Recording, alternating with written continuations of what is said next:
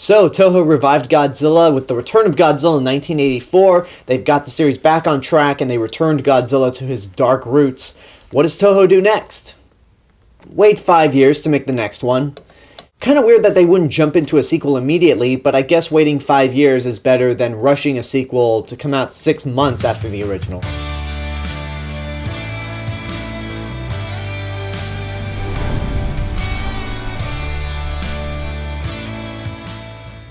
Godzilla vs. Biollante came out in 1989, is the second film in the Heisei Godzilla era, and the first Godzilla movie to be made in Japan's Heisei era. Now that's confusing, but basically Emperor Showa passed away in 1989, and then Emperor Heisei, who is still emperor, came into power in 1989. So even though The Return of Godzilla is the first movie in the Heisei Godzilla series, it was the last movie to be made within Japan's Showa era. And also, this would be the first Godzilla movie where Tomoyuki Tanaka has a producing partner along his side, and that would be his protege Shogo Tomiyama, who would co-produce the rest of the second series with Tanaka, and then with the entire Millennium series from 1999 to 2004, he would be the sole producer for that series. So the plot of Godzilla vs. Biollante was actually submitted by a dentist because it was part of a contest that Toho was holding to come up with a plot for the sequel, and then that concept was adapted by writer and director Kazumi Ōmori. It's kind of a complicated plot, but I'll try to describe it the best I can. So the movie opens up right after the events of the last movie, where Godzilla has destroyed Tokyo, destroyed the Super X,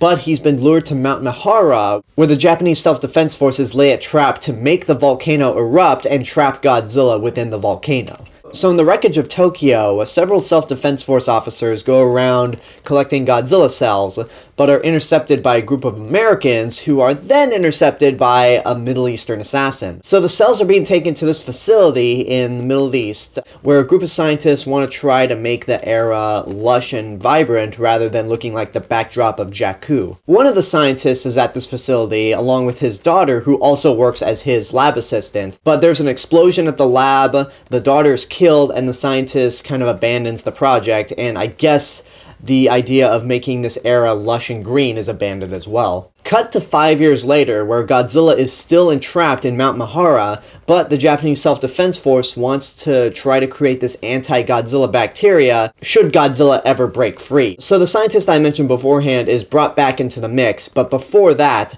he was working on rose cells and combining them with the cells of his dead daughter to keep her spirit alive, which is incredibly dark and incredibly fucked up.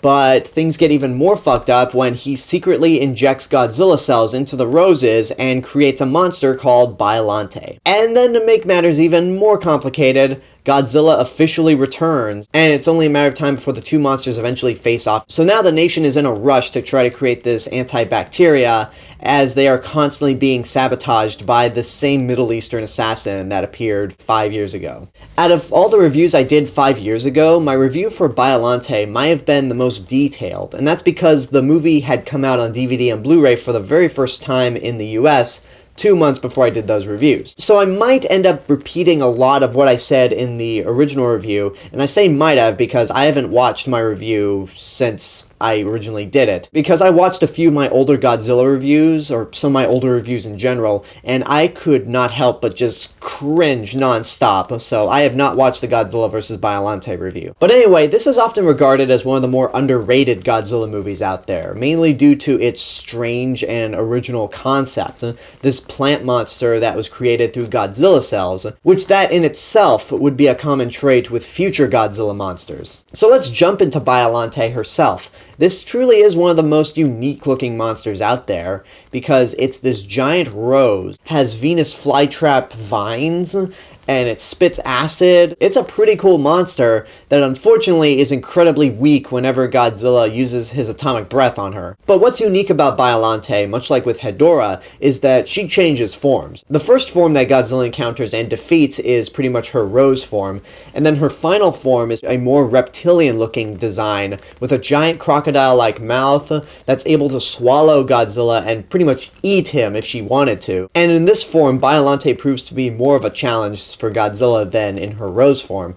And in terms of special effects and bringing this design to life, this is probably one of the most complex designs that Toho has ever come up with. And I put it in the same category as the main Legion in Gamera 2, Advent of Legion, where it's this massive monster that took about 32 wires to bring to life with all the vines, and the animatronics are pretty massive, and it comes off very convincingly. There are a few select moments with the vines that look fake, but overall, Biollante is one of the more convincing creations and one of the most ambitious ones out there. Now, in terms of the special effects, the director this time around is Koichi Kawakita, who has actually worked in the special effects department in some of the past Godzilla movies, like Ghidorah the Three-Headed Monster. And this time around, he is in charge of the special effects, and he would be the special effects director through the rest of the Heisei Godzilla series and the first two Rebirth of Mothra movies. And once again, the miniatures are a lot more detailed this time around. This is the first Godzilla movie where battleships are being used during a fight in the middle of the ocean where Godzilla's fighting the self-defense forces,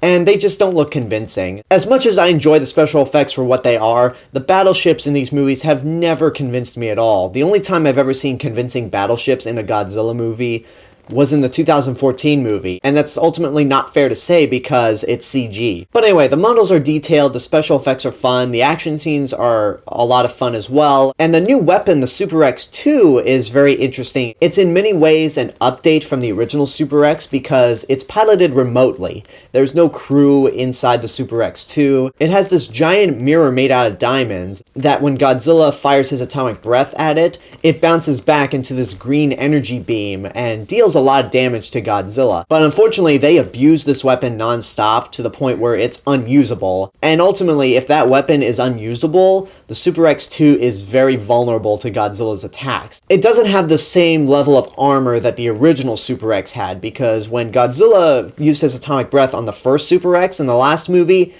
it just got burnt a little bit, not much of a deal. But with the Super X-2, it's pretty weak, but instead of losing your whole crew, you just lose millions and millions of yen spent on making this thing. Since we're on the realm of action scenes and special effects, let's just go into Godzilla's design. Once again, Godzilla is played by Ken Satsuma, and this is my favorite Godzilla design. When it comes to the Heisei Godzilla era, after the Return of Godzilla, fans like to differentiate all the Godzilla designs from every single movie, but really, with Biollante up until Space Godzilla, there are no major differences in terms of the look of Godzilla. So the Godzilla design throughout the entire 90s is usually what I think of whenever I hear Godzilla. This is the first design that comes to mind immediately. And it was in the very first Godzilla movie that I ever saw, which we'll talk about very, very soon. Now, the other thing I really like about this movie is the music. It has this sort of classical feeling to it, which kind of meshes well with the beauty of Biollante, even if she's kind of creepy. And it also brings in some rearranged Ifukube scores, mainly the Monster Zero March and the two variations of the Godzilla theme. The first one being the military march from the original Godzilla, and the second being Godzilla's theme in Mothra vs. Godzilla. There is one part in the movie where it has rock music to it, and that's the chase scene throughout Tokyo when the Japanese self-defense forces are being attacked by American soldiers. We'll talk about that aspect in the next review and concerning this director. But while the music is good by itself, it doesn't quite fit well with what's going on the screen, and this chase sequence results in probably the most over-the-top delivery in terms of shouting dialogue I've ever seen in my life. The Japanese soldiers are chasing this group of Americans, and suddenly these two Americans pop up from behind them, and rather than just shooting them immediately so they go undetected, one of the soldiers actually shouts out their location, but he shouts out like, "Hey guys, over here!" And yeah, if you thought that was obnoxious, just wait till you see the movie. I know I've said this countless times, but anytime there's an English-speaking actor or a Japanese person is speaking English, they automatically become one of the worst actors imaginable. Now let's get into the human characters. They're not that interesting at all. They're much less compelling than the characters in The Return of Godzilla, which I didn't really think left an impact on me either in the grand scheme of things. And the one actor that really kills the movie for me whenever he's on screen is the guy who plays the scientist. I understand that he's going through some trauma with losing his daughter, but even in the sequences that take place in 1984, he's not that good, especially when he has to speak English. He's terrible, but then again, he was terrible when he was speaking in Japanese. He's just so monotone. Every time I watch this guy, I'm like, wow, he is pretty bad. Probably the best human character in this movie, and in this movie alone it's just in concept, is Miki Sagusa, played by Megumi Odaka, and she is the first human character since Dr. Yamane in the original Godzilla to appear in more than one Godzilla film. She would pretty much be the glue that holds the rest of the Heisei era, and the backstory with her is that she's telekinetic, which is an interesting concept for the Godzilla series, but in Godzilla vs. Biollante she ultimately doesn't do much. Her main purpose is to try to locate Godzilla's movement and what he's gonna do. There is one scene in particular where she tries to control Godzilla with her mind and have him go away from the mainland and head back into the sea. That ultimately doesn't work, but that's something this series would tackle later on. And even though her character is very underutilized, Megumi Odaka, the actress, does a pretty good job, and her character would grow as the rest of the series would go along. In some movies, she's completely useless, but in other movies, she has quite a bit to do. So I don't have much to say about Godzilla vs. Biollante. It, in my opinion, is a good movie, despite its flaws, which keep it from being great. Because of the music, the action sequences, the special effects, and just the overall concept of its plot, I give it points for that. But some of the acting's pretty bad, especially when anyone's speaking English. The plot, while original, is pretty complicated. And even though I do enjoy the score, there are points where the score is terribly edited, where some tracks will come in and then just go away randomly, and you can hear when a track is obviously being looped. Maybe that's just me nitpicking. Maybe nobody else will see it but me. But overall, yeah, it is a good movie. And this would also be the last Godzilla movie released in the United States for 9 years. Because the next few Godzilla movies wouldn't be released in the United States until many years later. The next movie I'm going to be talking about, Godzilla vs. King Ghidorah and Godzilla vs. Mothra, wouldn't be released until the release of Roland Emmerich's Godzilla. And then the last 3 movies, Godzilla vs. Mechagodzilla 2, Space Godzilla, and Destroya, weren't released in the United States until sometime later, in between the release of the American Godzilla and Godzilla 2000 in the United States. Which is a damn shame because the next movie actually holds a very special place in my heart, Godzilla vs. King Ghidorah, and that's the movie we're going to be talking about tomorrow. So until tomorrow, I hope you enjoyed this review. Leave a comment down below and tell me what your thoughts are on the movie, if and when you've seen it. And as always, this is the real Mr. Robinson telling you there's only one.